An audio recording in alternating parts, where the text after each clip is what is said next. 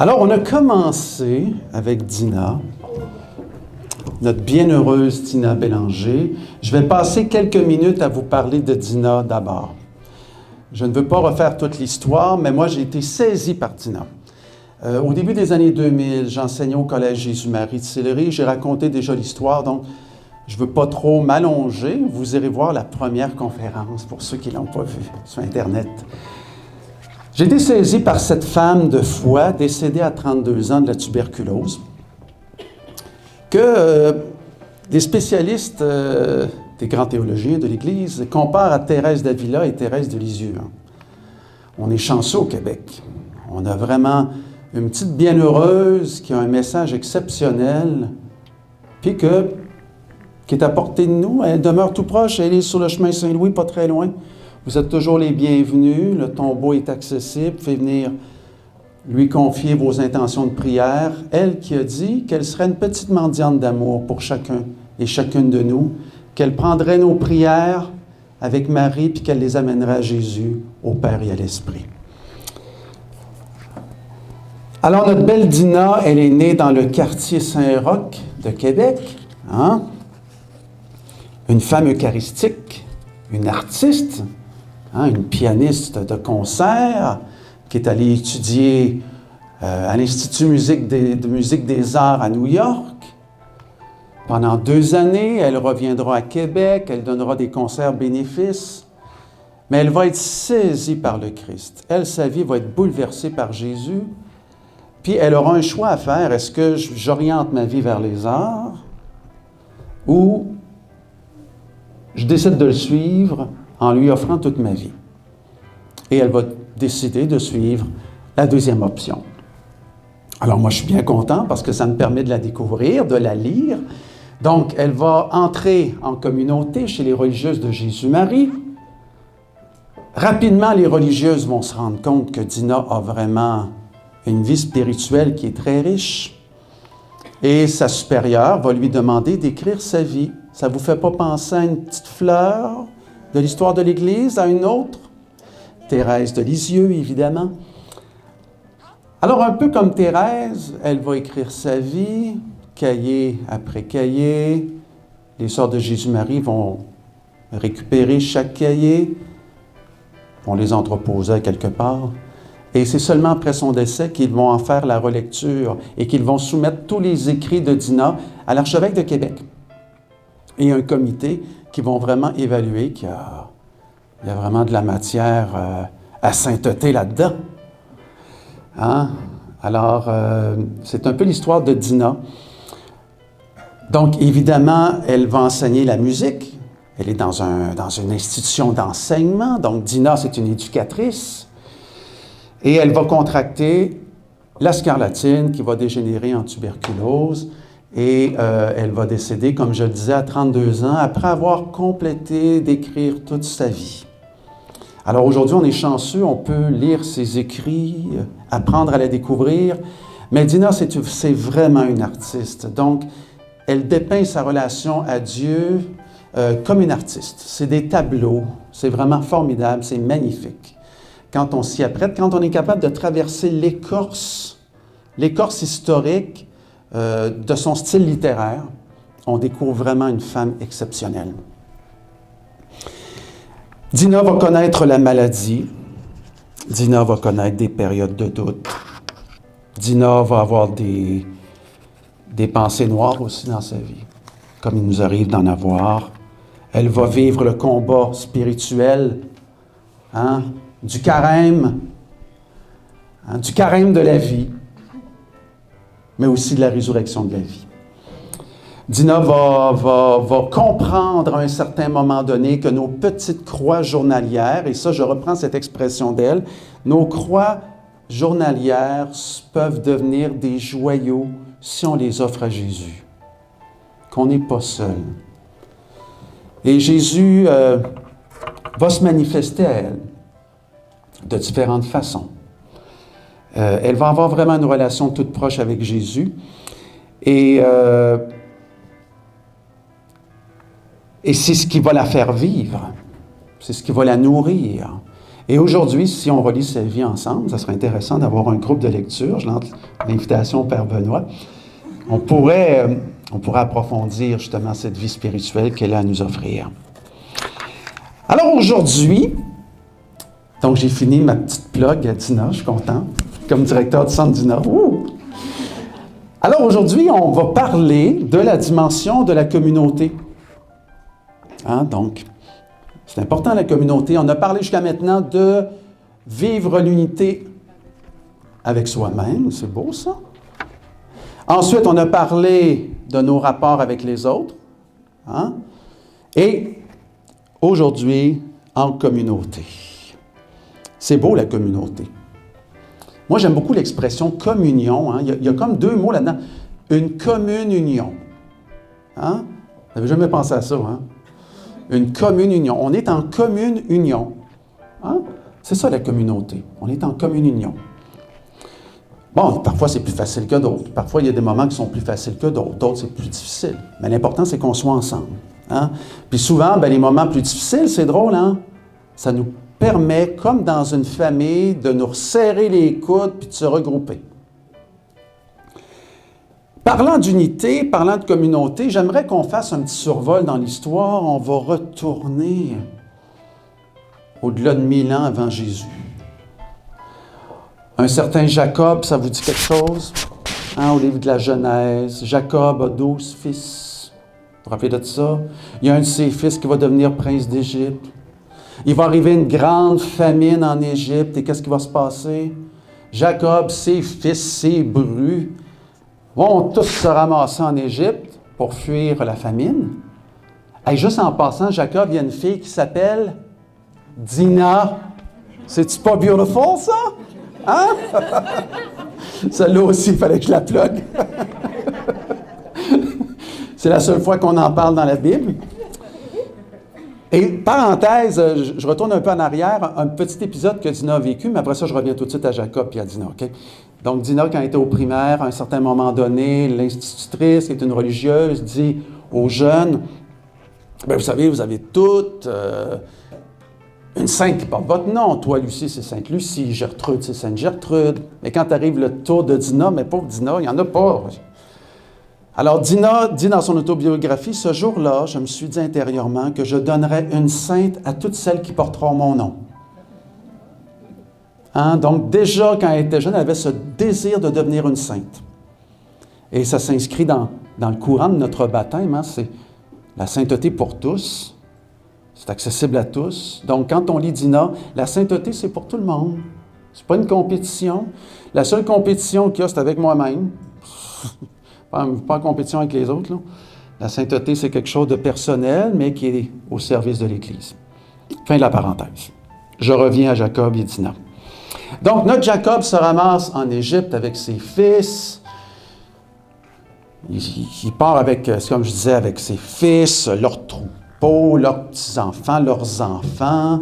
Ils forment un beau gros peuple. Et après quelques années, après 400 ans, bien là, les Égyptiens commencent à dire, bien là, commencent à prendre pas mal de place en Égypte, eux autres. Et puis, bien, ils vont décider d'exploiter cette main-d'œuvre bon marché. Hein? Puis, on connaît la suite de l'histoire. On se rappelle de Moïse qui va libérer, grâce à Dieu, le peuple d'Israël. Et ensuite de ça, c'est la traversée de la mer Rouge, la libération, la Pâque juive qu'on appelle. Et le peuple d'Israël, le peuple de Jacob, se ramasse dans le désert. Ce que je veux vous dire, c'est que le désert, c'est l'endroit où le peuple d'Israël s'est défini comme peuple. Je lisais un texte cette semaine du pape François qui disait « L'Esprit Saint se manifeste rarement dans les applaudissements, puis la vantardise. Hein? Il se manifeste la majorité du temps dans nos moments les plus difficiles, les plus arides, dans nos déserts intérieurs. » Et c'est l'occasion pour le peuple d'Israël, comme je le disais tout à l'heure, de se serrer les coudes. Hein? Ils vont approfondir leur foi, leur relation à Dieu et ils vont découvrir qu'ils sont un peuple distinctif des autres.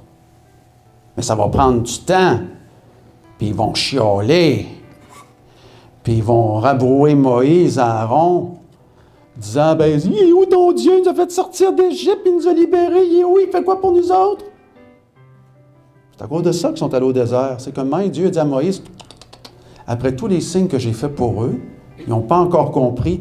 Allez donc au désert un peu, allez réfléchir, ça va faire du bien. » Et c'est là qu'ils vont approfondir leur foi et apprendre à être ensemble. Là, j'ai un petit devoir pour vous. Ça va prendre quelques minutes. En petit noyau de 4-5 personnes, j'ai 2 questions que je veux sur lesquelles vous discutiez. Primo, première question, je suis venu faire quoi ici à soir? Première question, je suis venu faire quoi ici à soir? Ça va pour tout le monde? Deuxième question, qu'est-ce qui nous rassemble ici ce soir? Oh. Donc, je suis venu faire quoi ici à soir et qu'est-ce qui nous rassemble ce soir? Je vous laisse parler en petit groupe. Après ça, je reviens en plénière, on va en parler.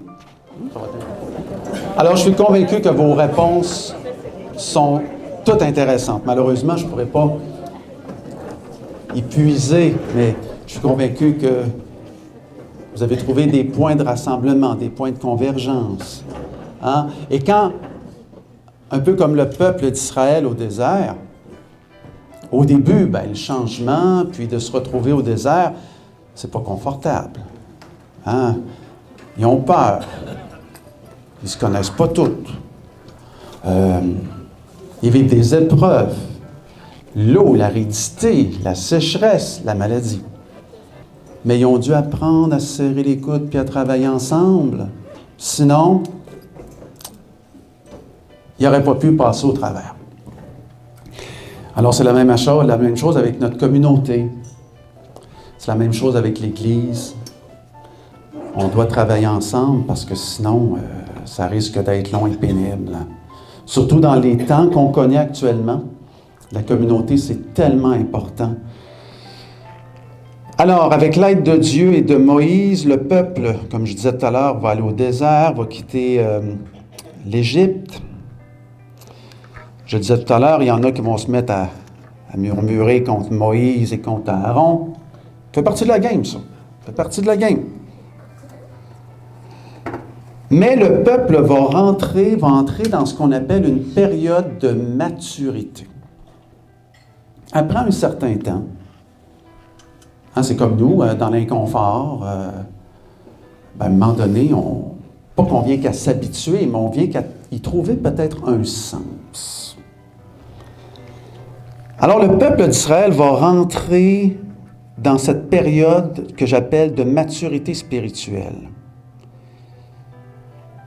Les 12 tribus d'Israël vont errer comme des nomades pendant 40 ans, ensemble, mais vont apprendre ce qui fait leur unité.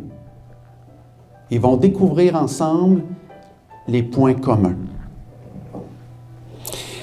Le désert, c'est comme notre propre vie. On prend parfois des décisions qui vont nous isoler des autres. On se détourne de l'essentiel et on choisit malencontreusement nous-mêmes notre propre désert. Et des fois, c'est la vie qui nous l'amène et on doit faire avec. De toutes sortes de façons. Mais le désert, c'est aussi le lieu de la présence de Dieu. Tout à l'heure, je vous parlais de Dina, c'est son expérience.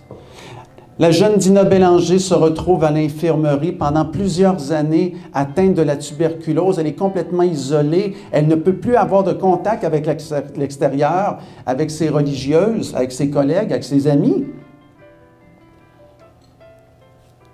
Et au moment où tout semble s'écrouler, elle va s'attacher à Dieu, à Jésus.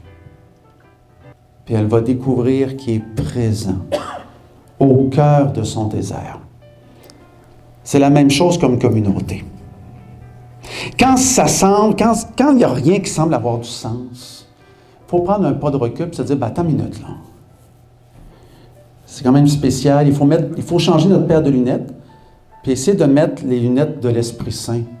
Puis de se dire, c'est quoi les signes des temps? Qu'est-ce que Dieu est en train de nous apprendre au travers de cette expérience que je vis?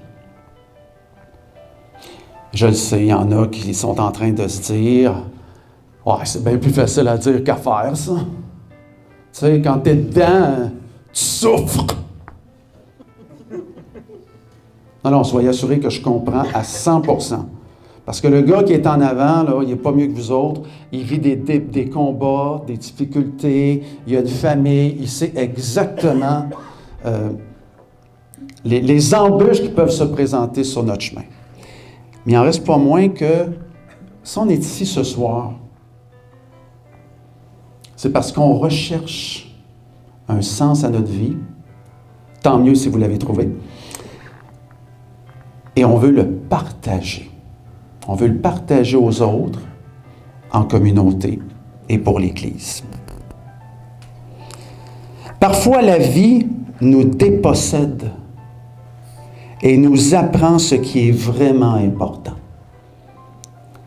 En Dieu, là, si vous avez une phrase à vous rappeler ce soir, c'est celle-là. Là.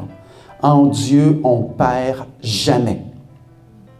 On perd nothing. On gagne tout le temps. Mais on ne gagne pas à la façon du monde. C'est-à-dire que l'autre jour, j'en parlais, quand Jésus a parlé aux fils de Zébédée, vous vous rappelez, avec leur mère, quand il dit, écoutez, mon royaume là, n'est pas de ce monde, là. C'est-à-dire que mélangez pas le pouvoir, la domination, le contrôle, puis mon message d'amour que je viens apporter, c'est un autre monde. Mais vous pouvez déjà en jouir dès ici-bas. C'est ce que Dina, attention là, c'est un grand mot là, que je vais dire là, non? Dina appelle ça la substitution. Qu'est-ce que c'est ça, la substitution? Ça signifie que Dieu vient vivre en moi et agir en moi. Il ne vient pas détruire ma personnalité. Tu sais, saint Thomas d'Aquin, il dit la grâce ne détruit pas la nature. Là. On reste, moi je demeure Louis Martin Lantier, baptisé, puis j'essaie de faire de la place à Dieu dans ma vie. Mais cette présence de Dieu-là, quand on la goûte, elle vient embellir, changer, transformer notre vie. Et ça goûte bon. Et quand les gens vous voient vivre de cette vie divine-là, ben ils se disent « Non, qu'est-ce qu'elle a, elle? Qu'est-ce qu'il y a, lui? Il y a quelque chose de spécial. » Ben, ils ne le savent pas, mais vous le savez. C'est l'action de l'Esprit Saint. C'est lui qui passe. Alors, c'est ça que j'explique, la substitution. C'est tranquillement, jour après jour, lui faire un petit peu plus de place dans notre vie et le laisser agir, au point que, comme Paul dit, ce n'est plus moi qui vis, c'est le Christ qui vit en moi. Donc, le Christ qui vit en moi vient m'accomplir pleinement, vient me réaliser pleinement dans toutes les dimensions de mon être, comme être humain. Parce qu'il veut que je sois un être humain, mais que je vive avec lui en amitié. Donc, je disais que le désert, c'est le lieu de la présence de Dieu. C'est la même chose en communauté. La même chose. Dieu veut se substituer à ce qui nous divise pour nous apprendre l'unité. J'ai parlé de l'unité en moi-même, avec les autres. Donc, Dieu veut se substituer à tout ce qui nous divise pour naître dans notre communauté, pour agir dans notre communauté et vivre à travers notre communauté, pour que nous puissions réaliser et nous accomplir ensemble pleinement. Paul, Éphésiens chapitre 5, verset 5, nous enseigne la recette pour réussir à vivre l'unité. Hein? Je fais un petit rappel. Oh, c'est un bon contrat. Être patient. Oh boy, j'ai de la misère avec ça, moi. Mais avec Dieu, c'est possible. Éviter de mentir. Reconnaître la valeur des autres. Vivre dans l'espérance. La bonté. L'entraide. La compassion. Le pardon réciproque. Dans un esprit de partage, de reconnaissance des dons et des talents de chacun.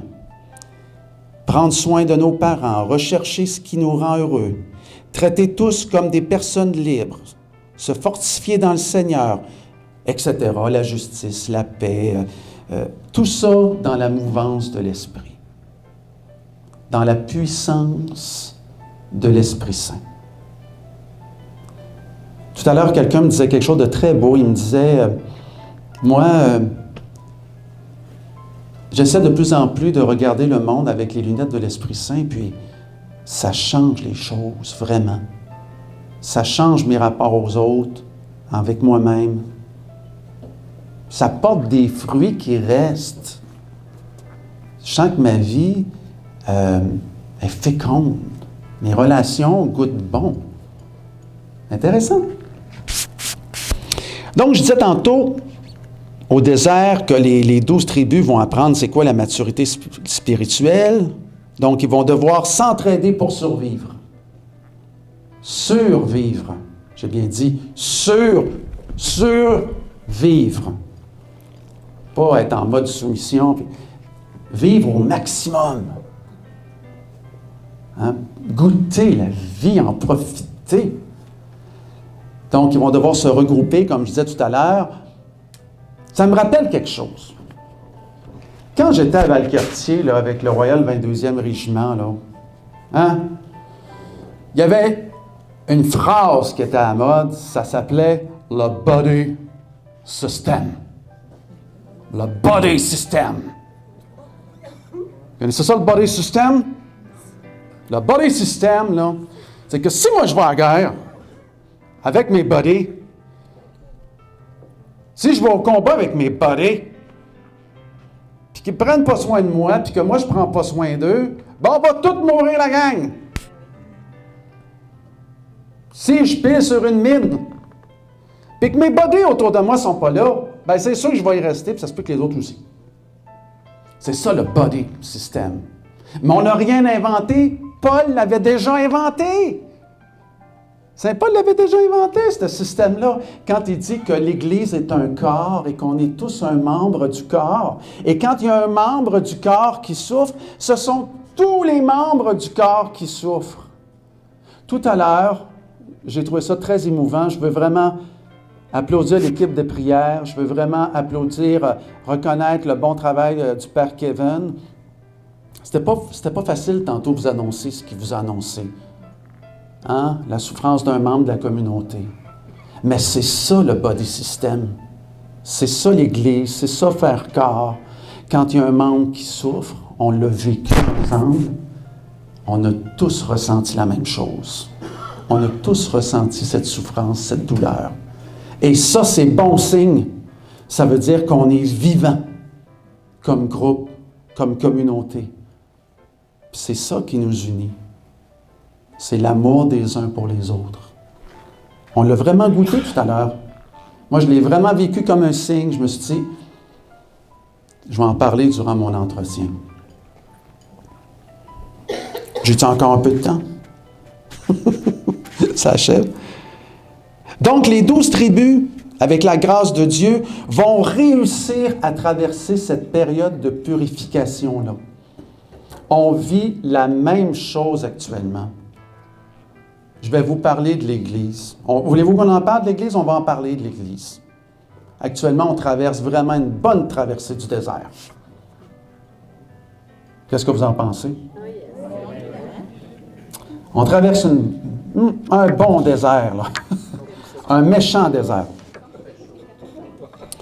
Puis, ouais, il fait chaud. Une crise de la foi, de crédibilité. Face aux scandales et aux abus de toutes sortes. Je n'ai pas besoin de vous le dire, vous le savez. L'Église tout entière est au désert de l'humilité. Puis on est là, nous autres, avec elle. On est dans ce désert-là.